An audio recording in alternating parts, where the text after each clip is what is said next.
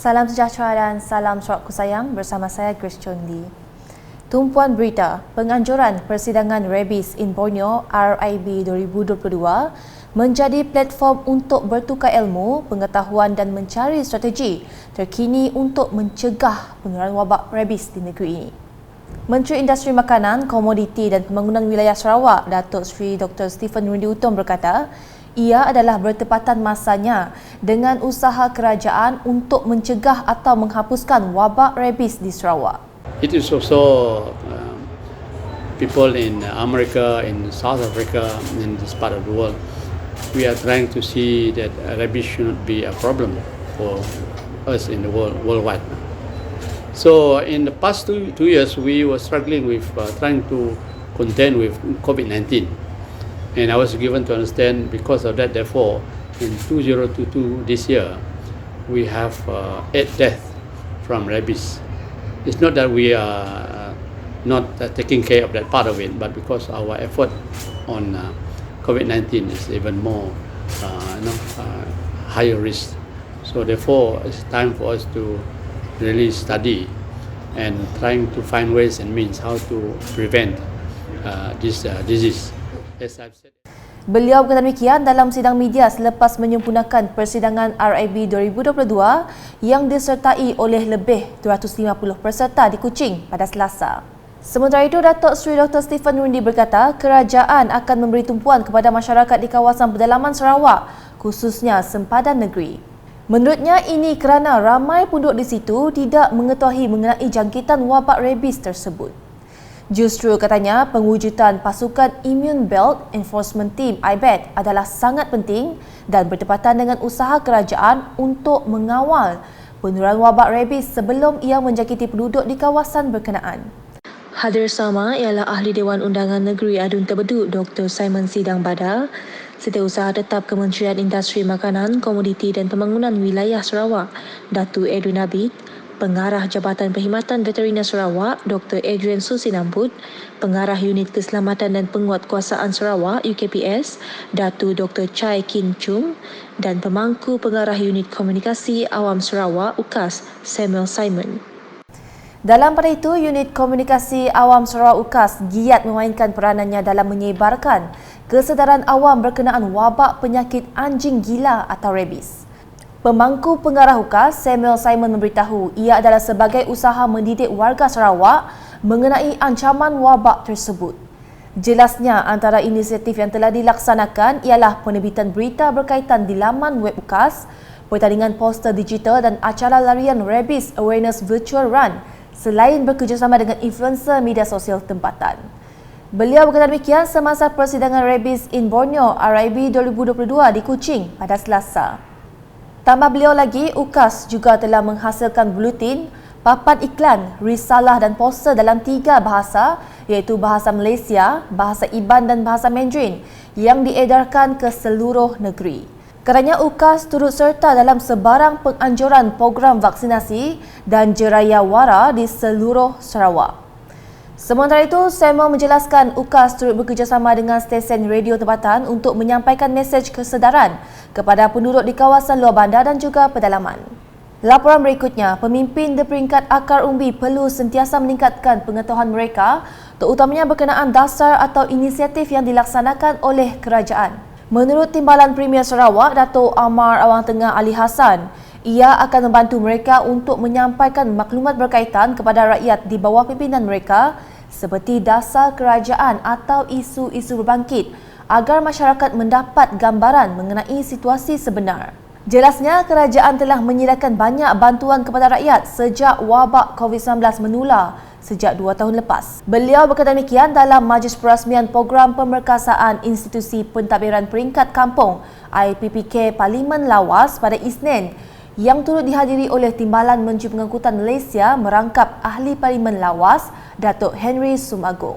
Sementara itu, Datuk Amar Awang Tengah yang juga Adun Bukit Sari berkata, pemimpin akar umbi juga berperanan membantu kerajaan mendapatkan maklumat mengenai rakyat terutamanya untuk perihal penyaluran bantuan-bantuan sedia ada.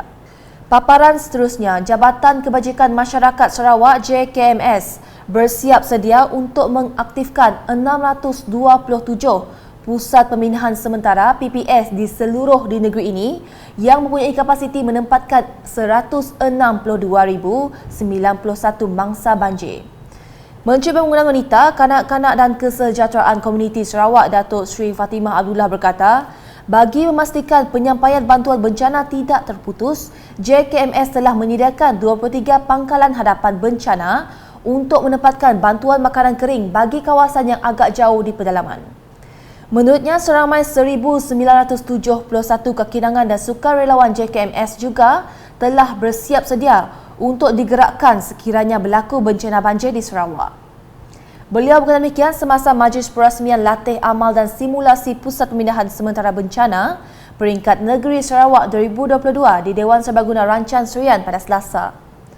Latih amal yang bermula seawal jam 7 pagi itu melibatkan 200 peserta yang terdiri daripada pelbagai agensi kerajaan, ketua-ketua masyarakat, penduduk kampung serta pemimpin setempat dalam usaha memantapkan kesiapsiagaan menghadapi monsun timur laut. Mengulas lanjut, Datuk Seri Fatimah memberitahu seramai 206 pembekal keperluan mangsa bencana telah dilantik bagi membekalkan barangan yang diperlukan oleh mangsa semasa berlaku bencana. Katanya dari jumlah tersebut, 77 pembekal merupakan pembekal yang mampu membekalkan keperluan secara berskala besar, manakala 129 pembekal berbentuk skala kecil. Sementara itu, Pegawai Kerja Sosial Perubatan PKSP memainkan peranan dalam membina jaringan kerjasama dengan agensi yang menyediakan sumber bantuan bagi membantu pesakit miskin dan tidak berkemampuan semasa menerima rawatan atau pemulihan. Menurut Timbalan Menteri Kesihatan 2 Malaysia, Dato' Aaron Agodagang, PKSP dapat membantu pesakit atau klien untuk mencapai kesihatan yang lebih baik melalui sistem penyampaian perkhidmatan yang berkualiti tinggi. Objektif mereka ini di Kementerian Kesihatan untuk membantu pesakit yang kurang mampu dalam segala segi perubatan dan alat-alatan, dan mereka membantu dari segi memberi perkhidmatan ataupun memberi bantuan kewangan dan alat-alatan kepada mereka yang tidak mampu. Dan saya fahamkan kebanyakan bantuan mereka ini dah disalurkan oleh bukan saja daripada Kementerian Kesihatan Kerajaan dari segi bentukan tahunan, tapi juga dari NGOs yang sudi untuk mengulurkan bantuan supaya mereka ini dapat melakukan tugas untuk membantu rakyat, bagi mereka yang sakit dan mereka yang memerlukan seperti golongan yang miskin B40. Beliau berkata demikian semasa merasmikan Majlis Persidangan Pegawai Kerja Sosial Perubatan Malaysia ke-25 di Kuching pada Selasa. Sementara itu, Ahli Parlimen Kanawit itu berkata pesakit di Sarawak mempunyai cabaran tambahan apabila mendapatkan rawatan di hospital, institusi dan klinik kesihatan berikutan isu demografi negeri dan jarak rumah mereka di pedalaman.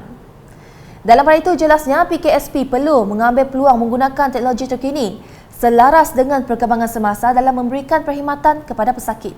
Jelasnya, cadangan untuk mewujudkan virtual consultation di antara PKSP dan klien yang tidak dapat hadir untuk sesi konsultasi susulan di fasiliti rawatan adalah amat baik untuk dilaksanakan. Dalam majlis sama, Dato' Aaron turut menyempurnakan simbolik penyerahan bantuan daripada Tabung Kebajikan Perubatan Malaysia TKPM berjumlah RM220,180 kepada pesakit hospital di Sarawak. Dalam pada itu, golongan pelajar zaman ini wajar menguasai pelbagai bahasa termasuk bahasa Mandarin. Menurut Menteri Pengangkutan Sarawak, Datuk Dr. Jerib Sosil, ia adalah untuk meluaskan lagi potensi kerjaya mereka pada masa depan. Katanya sekolah Cina pada itu mempunyai peranan penting dalam pembangunan masyarakat yang terdiri daripada rakyat berbilang kaum, etnik dan agama. Beliau berkata demikian pada Majlis Perasmian Festival Kebudayaan Cina bahagian Serian keempat di Dewan Siburan baru-baru ini. Jelasnya, melalui sekolah Cina, para pelajar dapat memahami bahasa Mandarin selain bahasa Melayu dan Inggeris. Dalam majlis tersebut, Datuk Dr. Jerib berkesempatan menyerahkan cek berjumlah RM194,000 kepada 11 persatuan dan jawatankuasa dari sekitar kawasan Dun Mambung. Di Daro, seramai 88 orang pelajar yang akan melanjutkan pelajaran ke Institusi Pengajian Tinggi Awam IPTA dan Swasta IPTS menerima insentif daripada Lembaga Amanah Kebajikan Melayu Daro berjumlah RM21,000. Majlis penyampaian insentif berkenaan telah disempurnakan oleh Adun Daro Safi'i Ahmad merangkap pengerusi lembaga tersebut di Masjid Al-Muhsinin Daro pada Isnin. Dalam pada itu, Safi'i turut menyampaikan cek sumbangan projek kecil luar bandar MRP berjumlah RM59,000 kepada 5 buah pertubuhan. Jelas Safi'i, peruntukan tersebut diserahkan kepada pertubuhan berkenaan untuk melaksanakan aktiviti yang memberi manfaat serta memberikan impak yang tinggi kepada semua masyarakat. Katanya beliau akan sentiasa memberikan sokongan kepada pertubuhan yang aktif dalam melaksanakan aktiviti. Sekian edisi Tengah Hari bersama saya Grace Chondi. Berita lebih lanjut boleh didapati di semua platform media sosial UKAS termasuk portal ukas.sarawak.gov.my dan UKAS channel di YouTube. #menyebar fakta. Salam UKAS.